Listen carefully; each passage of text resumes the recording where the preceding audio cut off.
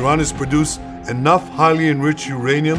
ইসরায়েলের প্রধানমন্ত্রী Benjamin Netanyahu দেশ ছেড়ে পালিয়েছেন এমনটি দাবি করছে ইসরায়েলি গণমাধ্যম।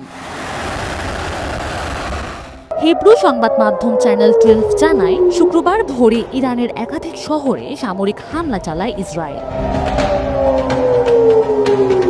আর এর কিছুক্ষণ পরই প্রকাশ্যে আসে একটি ছবি, যেখানে দেখা যায় দুটি যুদ্ধ বিমান পাহারা দিয়ে নেতানিয়াহুর বিমান নিয়ে যাচ্ছে দেশের সীমান্ত পেরিয়ে এক অজানা গন্তব্যে। পরবর্তী প্রতিবেদনে চ্যানেল 12 দাবি করে, নেতানিয়াহুকে বহনকারী বিমানটি সম্ভবত গ্রিসের রাজধানী এথেন্সে অবতরণ করেছে।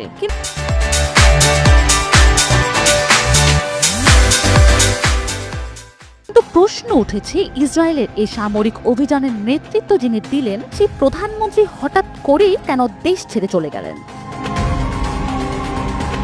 এদিকে ইরানের সরকারি বার্তা সংস্থা ইরনা জানিয়েছে, ইসরায়েলি হামলায় নিহত হয়েছেন ইরানের সেনাপ্রধান মেজর জেনারেল মোহাম্মদ বাকিরি এবং IRGC প্রধান কমান্ডার মেজর জেনারেল হোসেন সালামি। এই হামলায় আরও প্রাণ হারিয়েছেন ইরানের 6 জন শীর্ষ পরমাণু বিজ্ঞানী।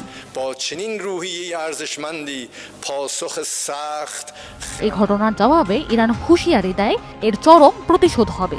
আর সেই প্রতিশোধ নিতে খুব একটা দেরি করেনি তেহরান। শনিবার ভোরে ইসরায়েলের বিভিন্ন স্থানে ব্যাপক ক্ষেপণাস্ত্র হামলা চালিয়েছে তেহরান। আর এমন উত্তপ্ত পরিস্থিতিতে দেশ ছেড়েছেন নেতানিয়াহু। তবে কি ইরানের কঠোর হুঁশিয়ারি আর পাল্টা হামলার জবাবে নিরাপত্তার শঙ্কায় দেশ ছাড়তে বাধ্য হলেন Netanyahu? Sajida Afrin, NTV online.